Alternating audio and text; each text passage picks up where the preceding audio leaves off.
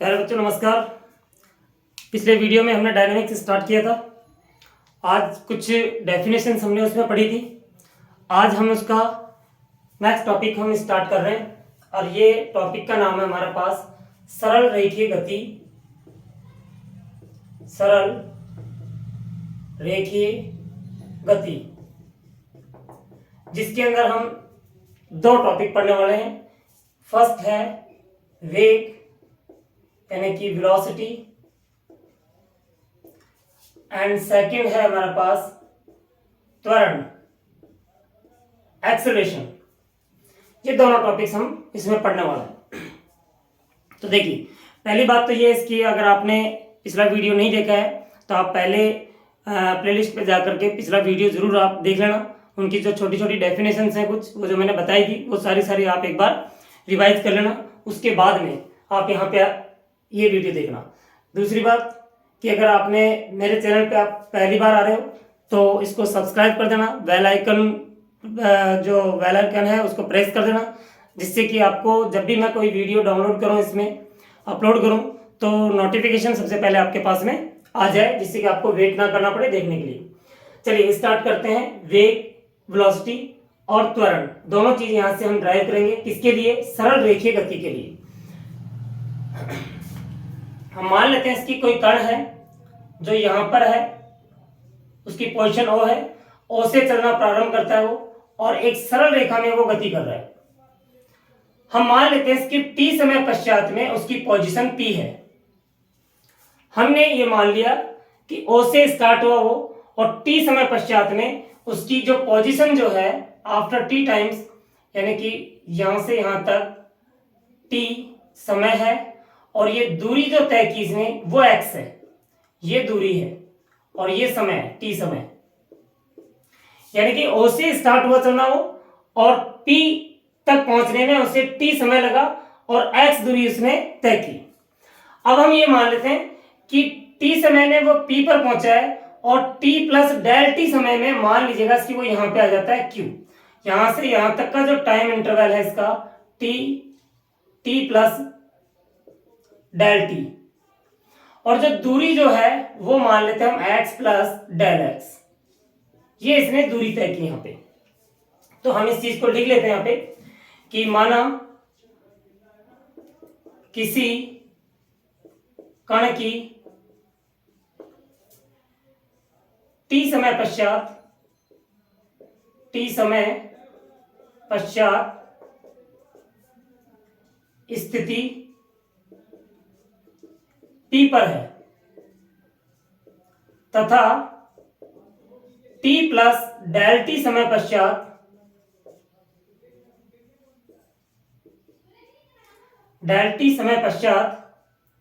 कण की स्थिति Q पर है, या Q है। ठीक है, तो बच्चों एक चीज ध्यान देना यहाँ पे कि ये जो डेल t लिया ना हमने, ये बहुत छोटा लिया हमने।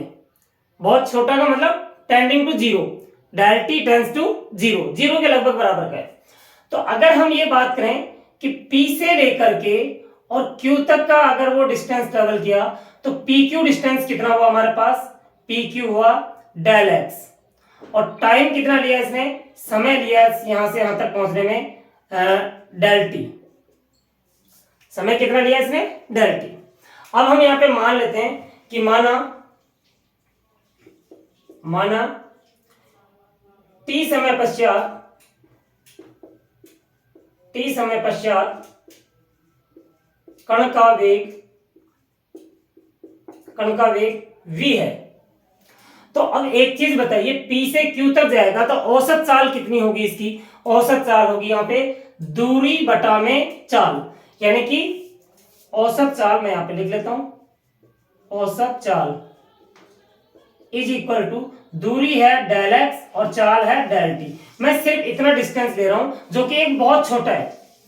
तो वेग कितना हो जाएगा? वेग निकालने के लिए हम यहां पे मान के चलेंगे कि जब del t tending to zero, अगर डेल t हमारे पास जीरो के लगभग बराबर है, तो q कहां पे टेंड करेगा? q किसकी ओर जाएगा? p की ओर। तब Q टेंड्स टू P। ध्यान से दोबारा सुनना इस चीज को कि P से लेकर के Q तक जाने में कितना समय लिया उसने, डेल T समय लिया। P से Q तक की दूरी कितनी हुई, डेल x हुई। तो औसत चाल कितनी हुई, P से लेकर के Q तक की अगर हम चाल निकालें तो औसत चाल होगी इसकी del x by del T। अब यदि del T tending to zero, del T zero के लगभग बराबर है, तब Q किसकी ओर अग्रसर होगा, P की ओर। यानी कि डेल T जीरो की ओर जा रहा है, तब Q किसकी ओर जाएगा, P की ओर। यानी कि P पर हम यहाँ पे निकाल रहे हैं माना T समय पश्चात कण का वेग, और ये वेग कहां पे निकल रहा है, P पर, क्योंकि Q किसकी तरफ आ गया, P पर। तो यहाँ पे V बराबर कितना होगा, limit del T tends to zero, ये हो जाएगा del x by del T। तो V बराबर कितना आ गया, dx बाय dt। यानी कि x का t के सापेक्ष, यानी कि विस्थापन में परिवर्तन की दर, यहां से यहां तक विस्थापन हुआ, इस विस्थापन में किस दर से परिवर्तन हो रहा है, उसी को हम वेग कहते हैं। यानी कि विस्थापन में परिवर्तन की दर, विस्थापन में परिवर्तन की दर। अच्छा, एक चीज और ध्यान रखना, अब हमारा जो नोटेशन जो है dx बाई dt की जगह पर हम ये भी दिखा सकते हैं, x के ऊपर एक डॉट लगा दीजिए। x के ऊपर डॉट लगाओगे इसका मतलब क्या है, dx बाई dt। डॉट लगा हुआ है तो t के सापेक्ष ये dx बाय dt।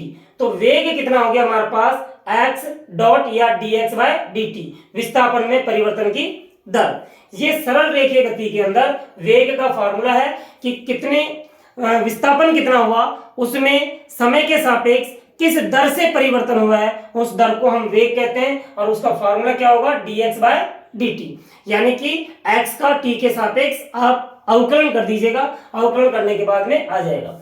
और p कितनी दूरी इसने तय की है, वो x की वैल्यू उसमें पुट कर दोगे तो एक पर्टिकुलर पॉइंट के ऊपर वेग आ जाएगा कि उस पॉइंट पर उसका वेग कितना है। ये तो हो गया हमारे पास वेग। अब बात करते हैं हम त्वरण की।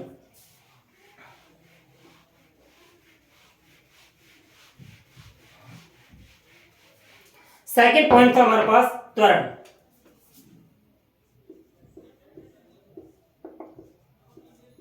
त्वरण के लिए भी हम माना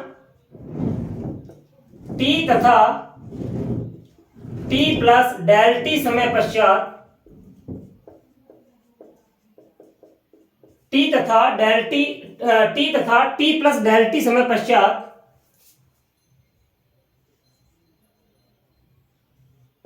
कण का वेग v तथा v प्लस डेल v है, v तथा v प्लस डेल v है। ठीक है। अब यदि डेल t समय पश्चात, डेल t समय में या डेल t समय अंतराल, डेल t समय अंतराल में कण के वेग में परिवर्तन, डेल t समय अंतराल में कण के वेग में परिवर्तन डेल v हो, तो t समय पश्चात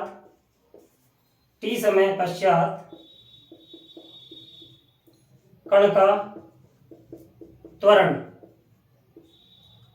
a है, तब a बराबर, अब क्या होगा, त्वरण क्या होता है, वेग में परिवर्तन की दर। यानी कि कितना परिवर्तन हुआ, यानी कि डेल t समय में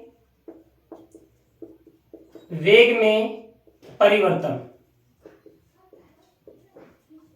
डिवाइड में कितना होगा,